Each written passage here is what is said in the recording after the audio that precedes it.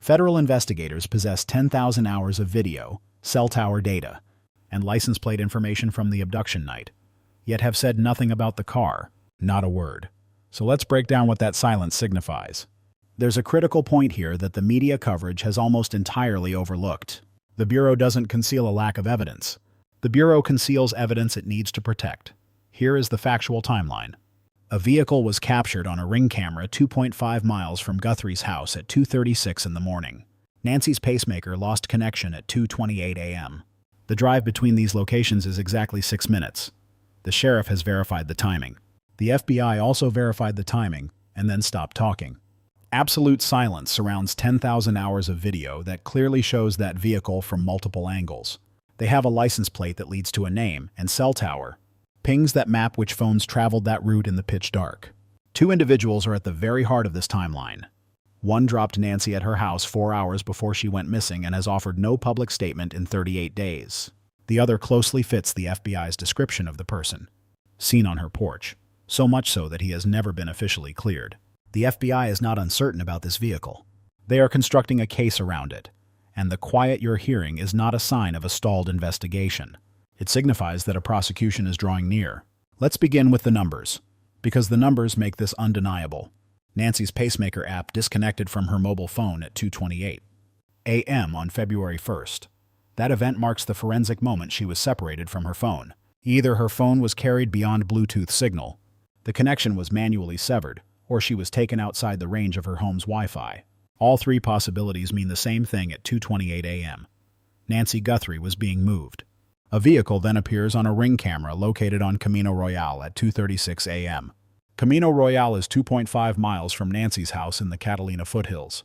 NBC's Liz Crokin drove the exact route between the two spots, deliberately avoiding main thoroughfares and choosing the specific back road someone would use at 2:30 a.m. to travel quickly and discreetly.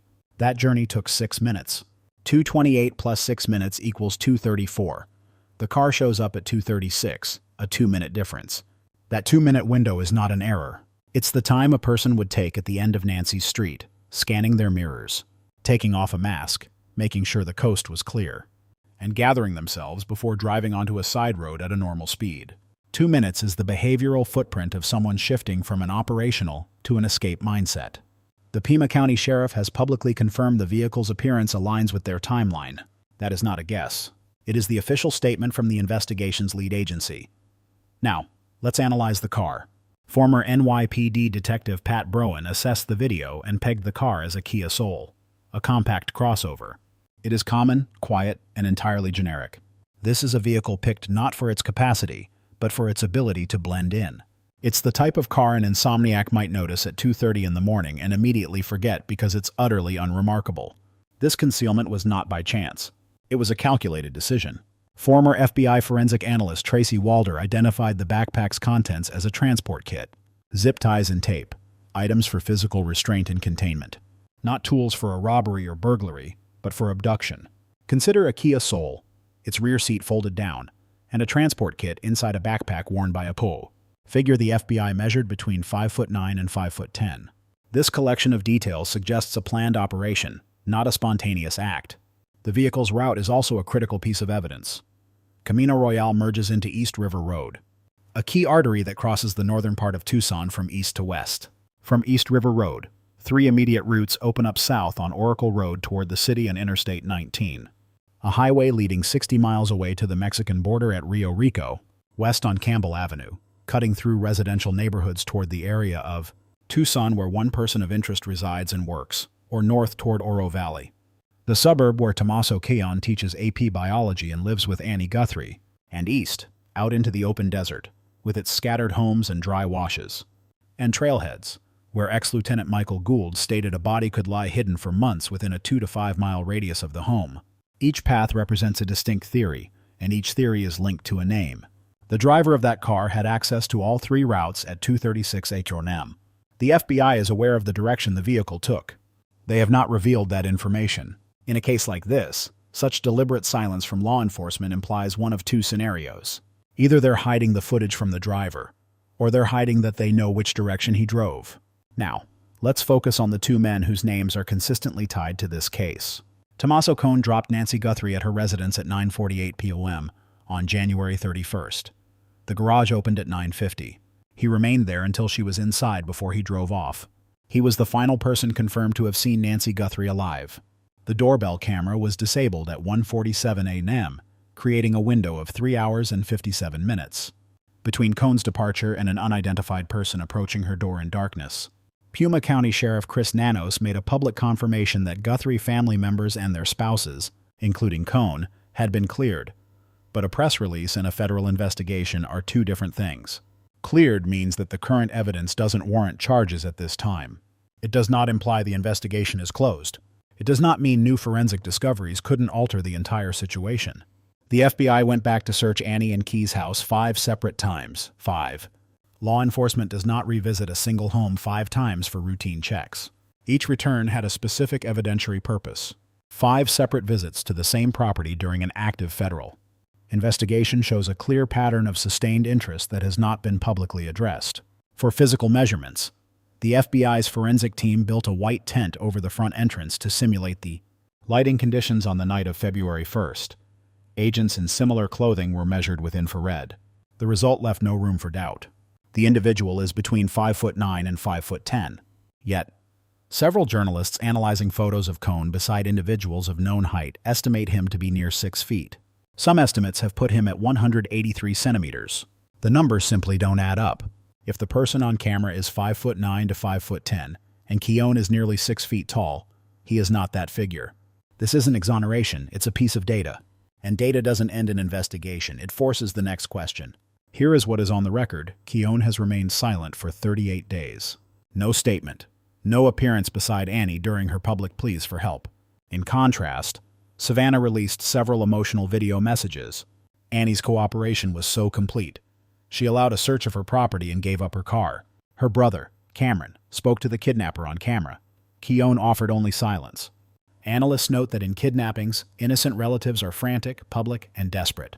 People with legal trouble cooperate with caution, answering with precision. They remain silent, knowing every word is a risk. 38 days of silence isn't passive. It is a choice made each and every day.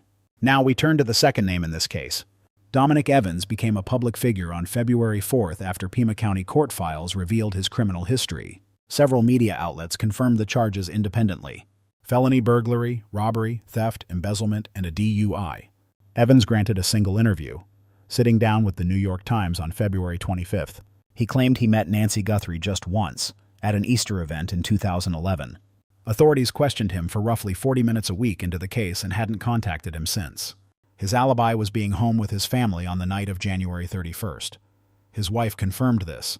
Cell phone data appeared to support his story. Sheriff Nanos expressed sympathy for Evans, even suggesting he pursue legal action against his accusers. Evans has not been arrested, charged, or named a suspect in this investigation.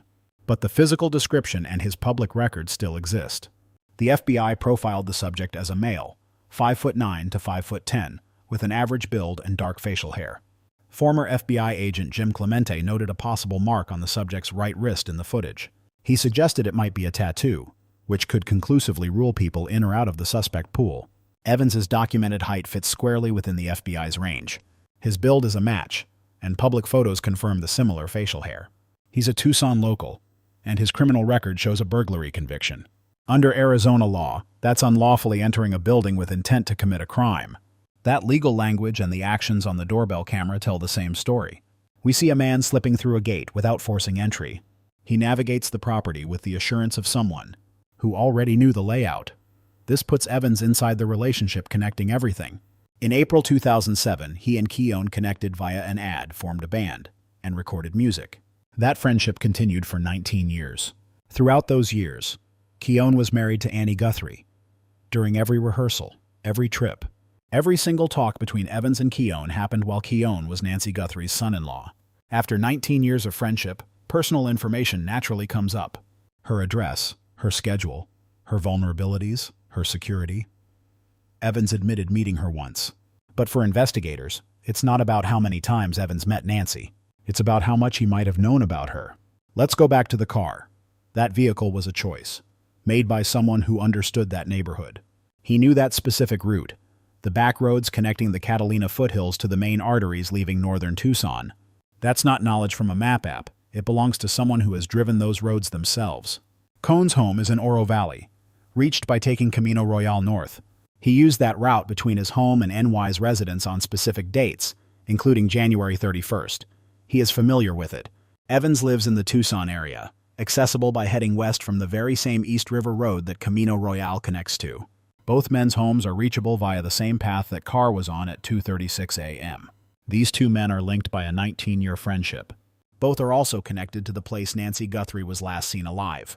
The DNA evidence tightens the focus even more. Two profiles were found. The first, from a right-hand glove discovered 2 miles away, yielded no match in CODIS. The second, from biological material inside the house, is a mixed profile still under analysis. That means two contributors, two different people left their genetic signature at the crime scene. The glove's DNA is currently undergoing forensic investigative genetic genealogy. A family tree is being constructed. A single relative in a commercial database is all it takes. The chances that both contributors have no family whatsoever in any genealogy database are almost zero. Arizona law mandates DNA collection for certain felony convictions. Burglary is a qualifying offense. If Evans's conviction led to a sample being entered into the Arizona database, it would have already been compared to the glove's DNA. If there was no match, investigators would know Evans wasn't the one who left that glove. The second DNA profile from the scene, once isolated, will be run regardless of criminal history. That search happens in silence. It produces a name without any public alert. And when it does, the mystery connecting the car at 2:36 a.m. and the name on its registration will be solved. This is the situation as it stands. The vehicle was seen at 2:36 a.m. The pacemaker stopped transmitting at 2:28 a.m. That's a 6-minute drive. The sheriff has verified the timeline. This is not a theory. These are confirmed, documented facts that serve as the investigation's foundation, with two names at the center. One is the last man to see Nancy alive, who has offered 38 days of complete silence as his new family disintegrates on camera before him. The other is a man whose physical build fits within the FBI's established profile, and whose criminal past includes unlawful entry into buildings, who also spent 19 years gathering details about a specific woman's life simply by being a longtime friend. The car places both men on the same route, within the same corridor, and on the same back road somebody intentionally took at 2:30 in the morning because they knew the way. That turn was deliberate. That knowledge wasn't an accident. And the methodical investigation running silently in the background has been tracing that knowledge back to its origin since the morning of February 2nd. The family trees are being built. Cell phone data has been acquired. The vehicle's make and model are being cross-checked with registration databases, license plate readers, and 10,000 hours of footage the FBI has analyzed frame by frame. A $1 million reward is sitting on the table, tempting every person inside this investigation who is weighing whether their silence is worth more than that money. That internal debate always comes to an end. Silence is temporary. Loyalty is temporary, but forensics last forever. The car at 2:36 a.m. is on video. The DNA from that glove is in a lab. Cell tower data is secured in a federal evidence locker. And at the end of that family tree, a name is waiting, rendering their cooperation unnecessary. Nancy Guthrie is 84 years old. For 38 days, she's been gone from the home she knew for 5 decades. She was deliberately chosen. They studied her, planned, and in 41 minutes of darkness, slipped through a locked gate, leaving their DNA inside and on the road out. They fled the property in a vehicle. They took her somewhere else. The evidence holds the key to that location. The gap between that footage and a vehicle registration is rapidly shrinking. And when that gap closes, when the car, the DNA, and the phone data all point to one name, the silence of 38 days will finally shatter. Not by a confession, but because the evidence itself will speak. She has a right to be found. This investigation is not cold. If you know anything about Nancy Guthrie's disappearance, please call the FBI at 1-800-CALL-FBI. That is 1-800-225-5324. You can submit tips online at tips.fbi.gov or reach out to the Pima County Sheriff's Department directly at 520-35149. The FBI is offering $100,000 and the Guthrie family is putting up $1 million. Help bring her home.